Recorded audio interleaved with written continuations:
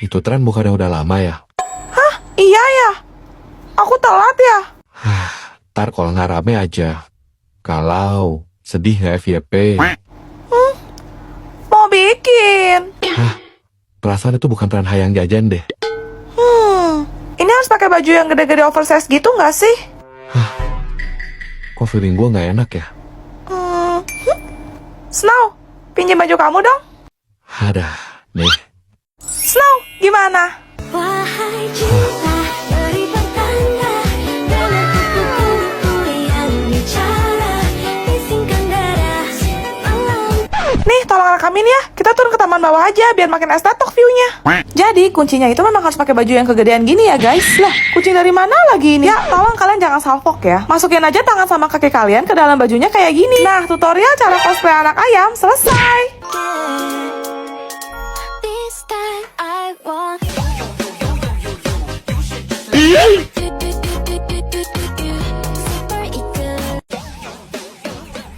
Juliet, Gak ada orang yang lihat kan? Kau mencuri apa itu? Kau pikir aku tak tahu? Enggak. Kau ini masih kecil, tapi hebat kali kau ya. Berani kau nyolong di tempatku. Kembalikan, atau... Sudah. Ada apa ini? Kau tengok sendirilah. Dek, kamu ngambil apaan?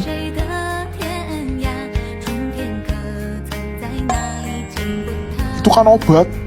Buat siapa? Mama aku sakit, Om. Dan papa aku baru aja meninggal. Aku nggak punya uang buat ke dokter. Astaga, kasihan sekali. Sudah Jubaidah, biar saya yang bayarkan. Mana? Kamsya. Nih, Pak. Dek, ini bubur buat mama kamu. Sok-sok main bantu. Lihat tuh, bilang terima kasih saja tidak. Jubaidah, nolong orang itu harus dari hati. Harus ikhlas. Bapak ini terlalu baik tahu nggak? 30 tahun kemudian. Kasihan. Masnya lapar ya? Juliet, tolong kamu bungkusin bubur satu buat masnya. Aduh, Bapak.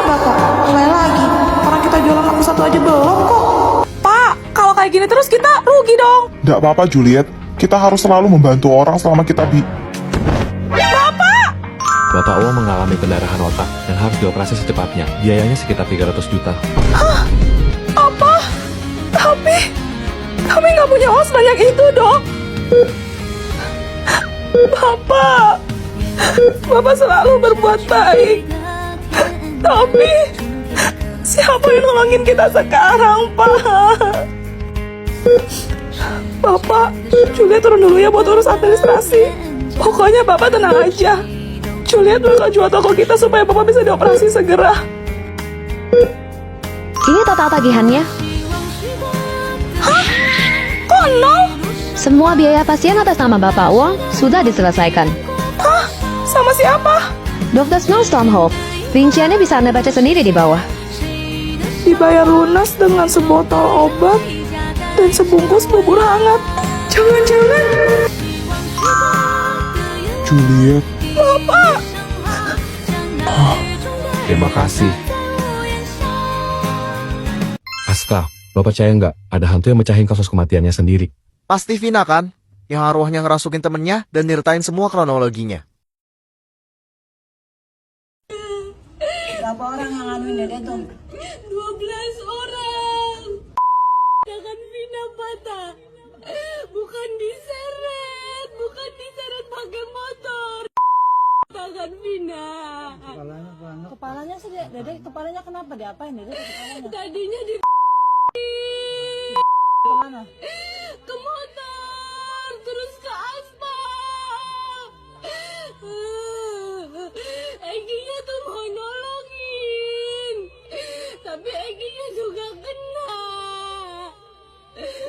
Itu tuh salah satunya ada yang suka sama Vina.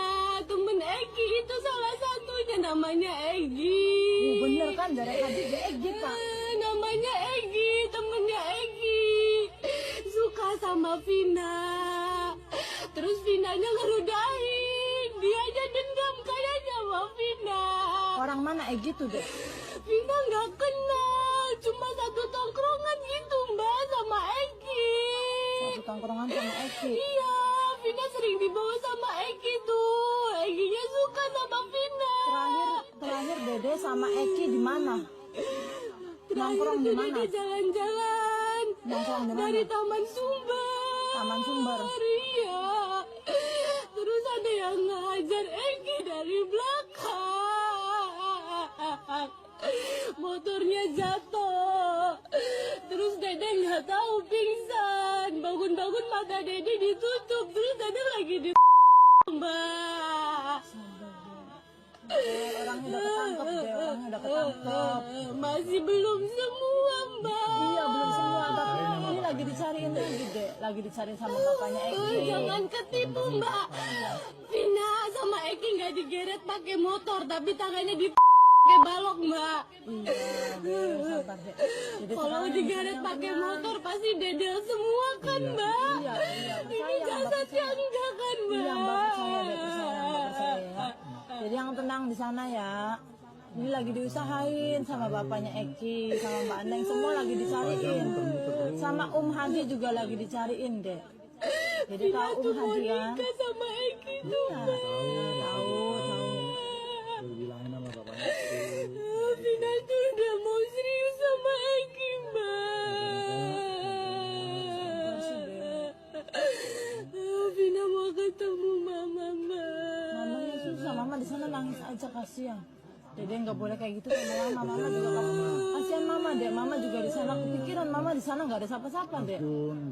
Mama di sana nggak ada siapa-siapa. Mama cari duit buat Vina. Iya.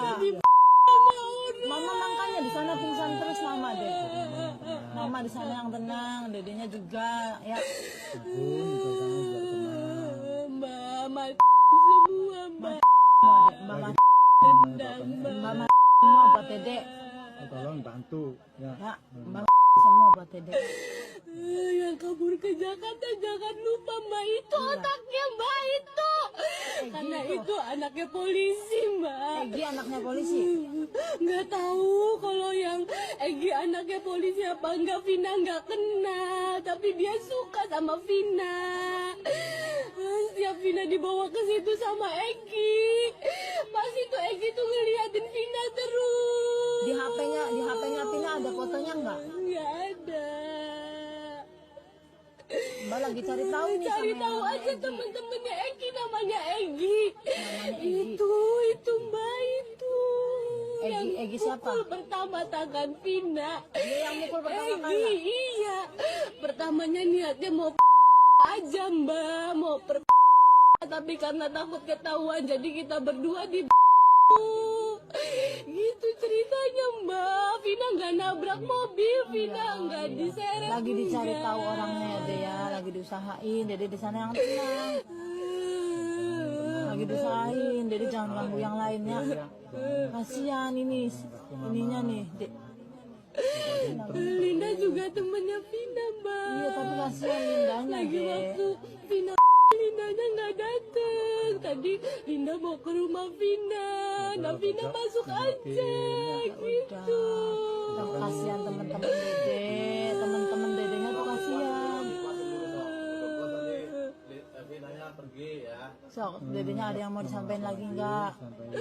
Udah mau semua Matiin semua deh. semua. Dede tahu Mbak Neng kan sayang sama Dede kan? Ya, udah Mbak Neng lakuin buat Dede aja. Ya, Mbak Neng lakuin buat Dede tapi Dedenya jangan ganggu ya, kasihan Lindanya. Kasihan Linda, kasihan yang lain. Dede di sana yang tenang. Ini Mbak Neng nanti nyampein ngomong. Ya. Ini Mbak Neng lagi cari tahu sama Egi nih emang Mbak Neng udah tahu sama Egi tuh kabur. Kaki diapain kakinya? Kaki kenapa remuk tuh? Buka tuh. Ini tuh diterima ke motornya. Motornya siapa? Gak tahu. Matanya Vina kan ditutup. Mata Vina ditutup, kaki di ke motor. Nah, kepala Egi kenapa tuh patah? Nggak tahu. Pas giliran Egi ya Vina nggak lihat, mata Vina udah ditutup. Egi disuruh ngeliat Vina, suruh ngeliat Vina di gitu. Egi aja nggak pernah nyentuh Vina.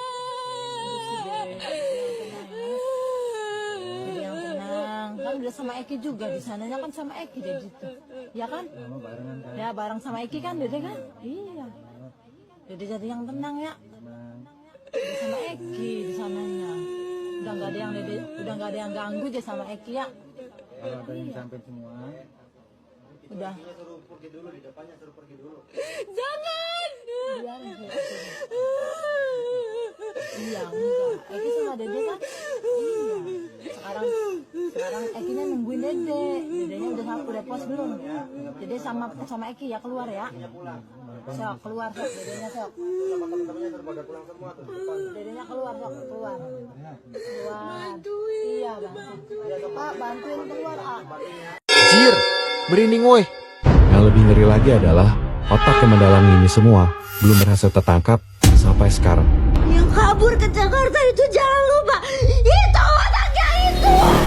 Guys, lihat nih. Yap, karena gue udah nurutin permintaan kalian buat bikin karakter baru, lu orang harus nonton sampai habis ya. Muka gue tuh lagi kering banget, jadi kayaknya gue maskeran dulu deh. Berubah jadi Ayu Mau. Terus pakai soft lens. Habis itu biasanya gue pakai toner. Gue nggak nemu kapas, jadi pakai tangan aja. Jangan lupa pakai sunblock. Yang udah kenal gue pasti tahu gue nggak bisa hidup tanpa concealer. Oke, pakai gincu. Ini dia rambut barunya guys. Mari kita buka. Kali ini rambutnya agak beda ya, soalnya warnanya tuh kontras gitu. Ombre atasnya dark, bawahnya pinky guys. Pasang hairnet cosplay tuh yuk. Ayo kita coba. Ini model rambutnya agak curly-curly gitu ya guys. Terus ini dipasang aja kaitnya di belakang. Sisir dulu guys. Tarik ke belakang dikit dan atur sesuai dengan keinginan Anda. Nah gini kan enak, rapi. Ganti baju. Wow, ara-ara. Kita selipin rambutnya ke belakang kuping, kiri dan kanan biar makin manis guys. Apa ya? Oh iya, topi. Gue sengaja milih warna pink fuchsia biar matching sama rambutnya. Gimana guys? Kita namain siapa nih?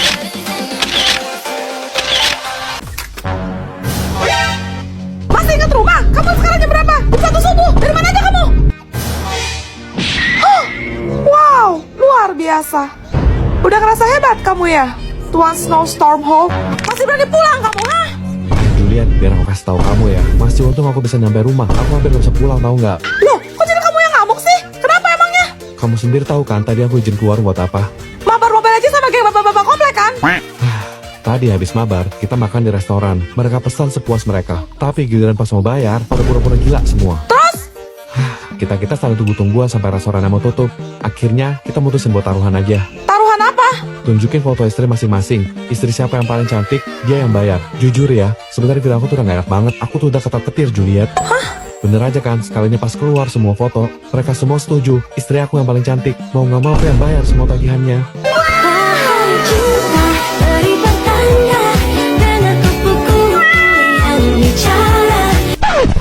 Aduh, sekarang habis semua duit aku, Juliet. Alah, emangnya kalian makan habis berapa? 7 juta. Nih, 10 juta. Kamu pasti capek banget kan, suamiku sayang? Bentar ya, aku siapin air mandi buat kamu dulu. Bye. Sama tolong bikinin kopi ya. Nih, Mas. Love you, sayang. Bye. Selamat tidur, kekasih gelapku, Sevia. Tifa, lo tahu nggak kisah menyeramkan di balik terciptanya lagu itu? Ini kan lagu Salon Seven. Emang gimana ceritanya, Juliet? Jadi, di suatu malam di tahun 2000, Eros sang gitaris Salon Seven sedang bermain gitar di teras depan rumahnya. Tiba-tiba, telepon di rumahnya berdering. Ha-ah? Eros pun masuk kembali ke dalam rumah. Lalu saat ia mengangkat telepon, terdengar suara perempuan yang sangat senang. Ia mengatakan bahwa namanya Sevia, dan ia merupakan fans berat dari Salon Seven. Oh alah. Eros yang kebingungan pun bertanya, dari mana Sevia mendapatkan nomor teleponnya? Dan ia pun menjawab, dari sesama fans Salon Seven. Ia pun berkata bahwa ia sedang menelepon dari telepon umum persis di depan rumah Eros. Terus? Karena penasaran, Eros mengintip di balik tirai jendela rumahnya. Dan dia ngeliat di mesin telepon umum itu gak ada siapa-siapa. Tapi gagang teleponnya melayang-layang sendiri.